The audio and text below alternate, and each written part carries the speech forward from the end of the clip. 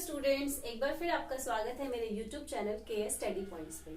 Student, आज हम maths की एक्सरसाइज 1.5 करने जा रहे हैं 9th क्लास की। स्टूडेंट्स, आप लोग मेरे चैनल को देख तो रहे हैं लेकिन आप लोग उसे सब्सक्राइब नहीं कर रहे, तो प्लीज आप लोग मेरे चैनल को ज्यादा से ज्यादा सब्सक्राइब कीजिए ताकि आपका सब्सक्रिप्शन मुझे मोटिवेशन देता रहे नई नई वीडियोस को अपलोड करने के लिए। अब हम शुरू करते हैं मैथ की एक्सरसाइज 1.5। इसका फर्स्ट क्वेश्चन है, classify the following numbers as rational और इरेशनल। यानी कि हमें ये जो नंबर्स दिए हैं इनको रैशनल और इरेशनल में क्लासीफाई करना है। एज यू नो कि मैंने आपको पिछली वीडियो में अपना बताया था कि रैशनल नंबर जो होते हैं उनको हम P अपॉन Q की फॉर्म में लिख सकते हैं, where P and Q is are integers, right, और Q is not equal to 0। तो इसी बेसिस पे हमें इन सारे नंबर्स को रैशनल और इरेशनल क्लासिफाई करना है। तो आइए देखते हैं फर्स्ट नंबर है 2 minus under root 5। Student, 2 minus under root 5 सीधे सीधे देख के ही लग रहा है कि ये एक इरेशनल नंबर है, तो हम यहाँ पे रैशनल नंबर लिख देंगे। नेक्स्ट है 3 plus under root 2 minus under root 23। Students, अगर मैं इसका ब्रैकेट खोलती हूँ तो 3 plus under root 23 minus under root 23 होगा, प्लस और माइनस कैंसिल हो जाएगा, हमें बचेगा 3। अब 3 क्या है? एक रैशनल नंबर। बिल्कुल ऐसे ही 2 रूट 7 अपॉन 7 रूट 7 में से अगर मैं रूट 7 को रूट 7 से कैंसिल करती हूँ तो मुझे मिलता है 2 अपॉन 7। और आप देख सकते हैं कि 2 अपॉन 7 P अपॉन Q की फॉर्म में है, तो ये क्या है? मेरा एक रैशनल नंबर। 1 अपॉन रूट 2, अब आप कहेंगे कि मैम ये भी तो P अपॉन Q की फॉर्म में है, बट रूट 2 यहाँ पे इंटीजर नहीं है। और क्या मैंने बोला था, कंडीशन क्या थी हमारी? अगर मैं रैशनल नंबर को रिकॉल करूं तो P अपॉन Q में P और Q दोनों ही इंटीजर्स होने चाहिए। यहाँ पे जो रूट 2 है वो हमारा इंटीजर नहीं है, इसलिए ये मेरा होगा इरेशनल नंबर। और पाई तो इरेशनल है क्योंकि ये तो इंटीजर है ही नहीं, तो this is also an irrational number. Students, आइए नेक्स्ट क्वेश्चन पे चलते हैं। स्टूडेंट्स, आइए देखते हैं next question. Simplify each of the following expressions. अब हमें इन्हें सॉल्व करना है, सिंप्लीफाई करना है। फर्स्ट क्वेश्चन है मेरा, ब्रैकेट में 3 plus under root 3 multiplied by 2 plus under root 2। अब जैसा कि आप देख रहे हैं कि ये दोनों नंबर ब्रैकेट में और इन दोनों नंबर के बीच में मल्टीप्लीकेशन हो रहा है, तो सबसे पहले मैं इस 3 को इस 2 से और इस रूट 2 से मल्टीप्लाई करूंगी। 3 ब्रैकेट में 2 plus root 2 plus root 3 bracket में 2 प्लस रूट 2। 3 को गुणा करना है 2 जमा वर्गमूल 2 से, उसके बाद जमा वर्गमूल 3 को गुणा करना है 2 जमा वर्गमूल 2 से। 3 को 2 से गुणा करा, 3 दूनी 6, जमा 3 को वर्गमूल 2 से गुणा करा तो 3 वर्गमूल 2। इसी तरीके से वर्गमूल 3 को 2 से गुणा किया तो 2 वर्गमूल 3, और वर्गमूल 3 को वर्गमूल 2 से गुणा किया तो वर्गमूल 6। तो ये हमारा सिंप्लीफिकेशन हुआ इस क्वेश्चन का, और ये ही हमारा आंसर भी है। बिल्कुल ऐसे ही हमारा नेक्स्ट क्वेश्चन है। अब आप यहाँ देख सकते हैं कि ये क्वेश्चन a प्लस बी और a माइनस बी की फॉर्म में है। जो हमने 8th क्लास में आइडेंटिटी पढ़ी थी वो होता है a square minus B square. Means आप देख सकते हैं कि 3 एंड 3, रूट 3 एंड रूट 3 सब कुछ कॉमन है, सिर्फ डिफरेंस है प्लस और माइनस का। तो ये क्वेश्चन हमारा इस आइडेंटिटी की फॉर्म में है जिसे हमें इस आइडेंटिटी की फॉर्म में कन्वर्ट करना है। a स्क्वायर, ये जो 3 है वो a है और रूट 3 b है, तो a स्क्वायर मीन्स रूट 3 का square minus b square means root 3 का स्क्वायर। यहाँ पे 3 को 3 से मल्टीप्लाई किया, 3 3 9। प्रोबेबली बच्चे मिस्टेक क्या करते हैं, 3 2 6 करते हैं, but no, this is the wrong way. जब स्क्वायर होता है मीन्स जिस नंबर का स्क्वायर है वो नंबर उतनी बार गुणा हो रहा है। तो हमने 3 को 3 से गुणा किया और वर्गमूल 3 को वर्गमूल 3 से गुणा किया।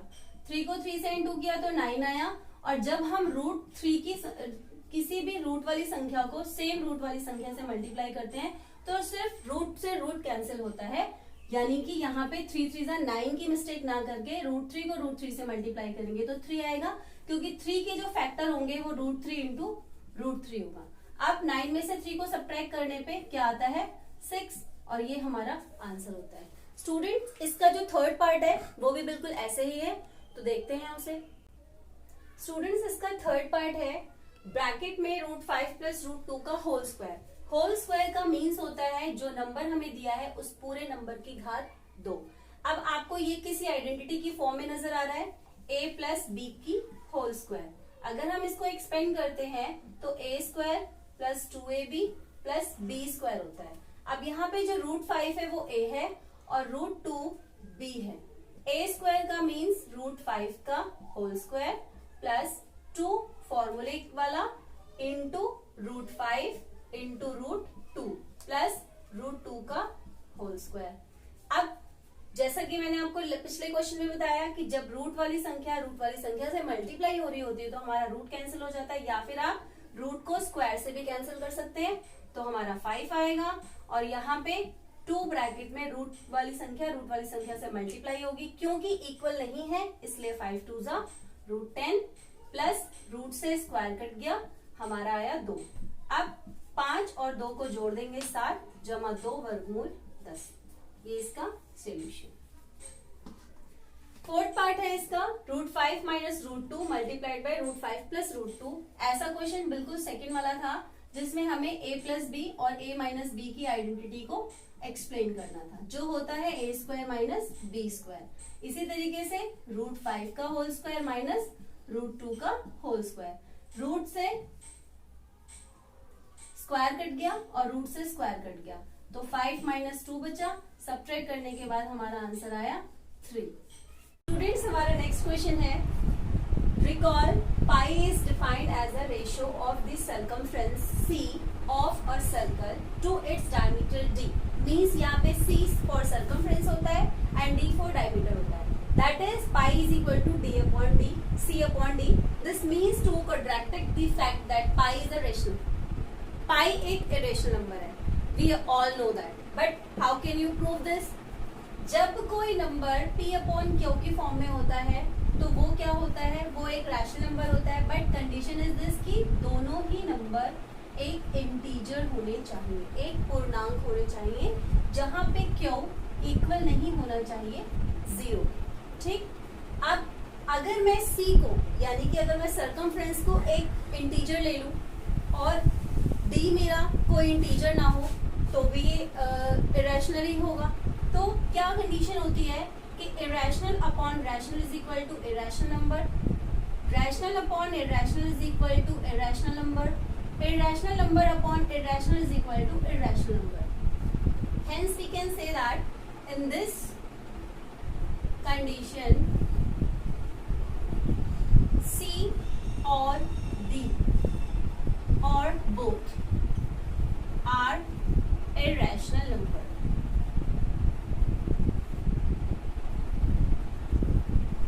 Because both are not integer, hence it is proved that pi is an irrational number। So let's move on to the next question। Student हमारा फोर्थ क्वेश्चन है, रिप्रेजेंट √9.3 ऑन द नंबर 9। अब √9.3 को आपने रैशनल और irrational में convert करके तो देखा होगा, बट अब मुझे ये नंबर, ये रूट वाला नंबर 9 पे रिप्रेजेंट करना है। तो इसके लिए मैं क्या करूंगी, सबसे पहले मैं एक रूलर की सहायता से a और b एक लाइन ड्रॉ करूंगी 9.3 सेंटीमीटर, राइट। अब क्या करना है, मुझे इसको 1 यूनिट एक्सटेंड करना है।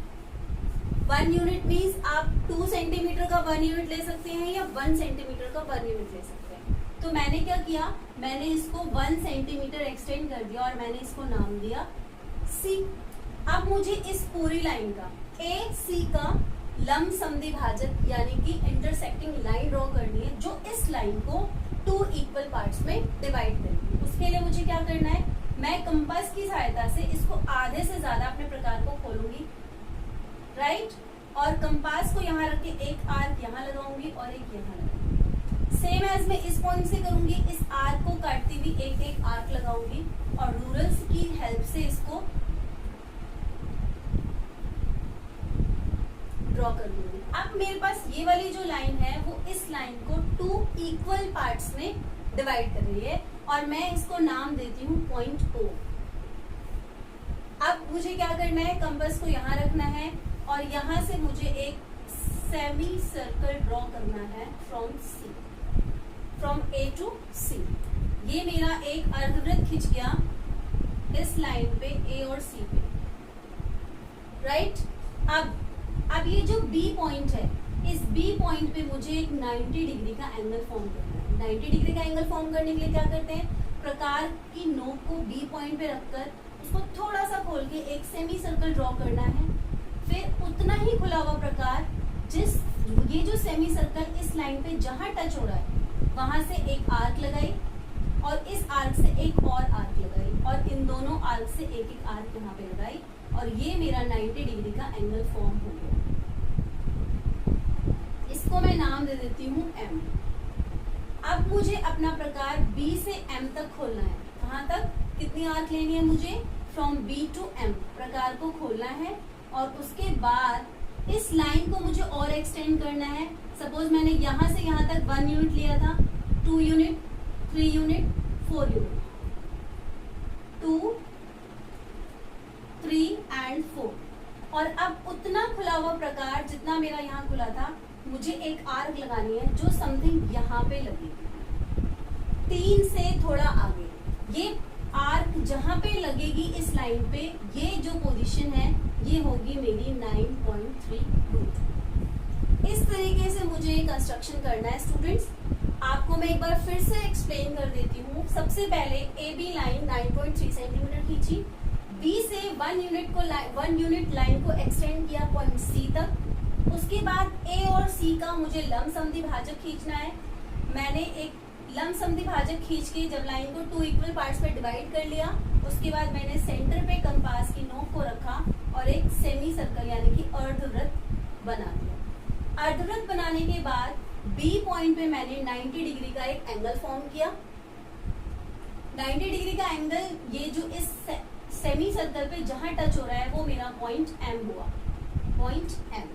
अब मैंने कंपास का रेडियस खोला B to M और C से लाइन को और एक्सटेंड किया 4 यूनिट तक और उतनी खुली आर्क प्रकार से मैंने एक आर्क लगाई उस लाइन पे जो 3 से थोड़ा सा आगे लगेगी और जहां पे ये चाप लगेगी, जहां पे आर्क फॉर्म होगी, वो मेरी पोजीशन होगी root 9.3 on the number line. So let's move on to the next question. Student, हमारा नेक्स्ट क्वेश्चन है rationalise the denominators of the following. Rationalise का मतलब होता है परिमेयीकरण। इसका परिमेयीकरण, डिनोमिनेटर्स मींस हर का। हर यहाँ पे क्या है, जो नीचे वाला जो P पोजीशन होती है, जो Q पोजीशन होती है, वो हमारा डिनोमिनेटर होता है। अब मुझे 1/√7 को रैशनलाइज करना है, तो मुझे क्या करना है, 1/√7 जो मेरा डिनोमिनेटर है उसी से मुझे मल्टीप्लाई भी करना है और उसी से मुझे डिवाइड भी करना है।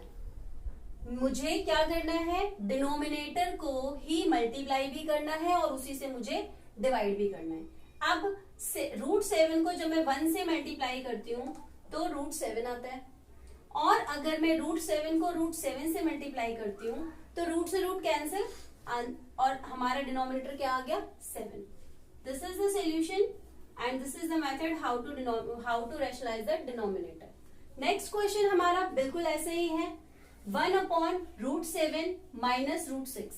ध्यान देने वाली बात सिर्फ ये है कि अगर हम हरों का परिमेयीकरण कर रहे हैं, डिनोमिनेटर को अगर हम रैशनलाइज कर रहे हैं, तो अगर मेरा डिनोमिनेटर माइनस फॉर्म में है तो मैं रैशनलाइज जब करूंगी तो प्लस फॉर्म में करूंगी। कैसे, 1/√7 minus √6 into √7 plus √6 divided by √7 plus √6।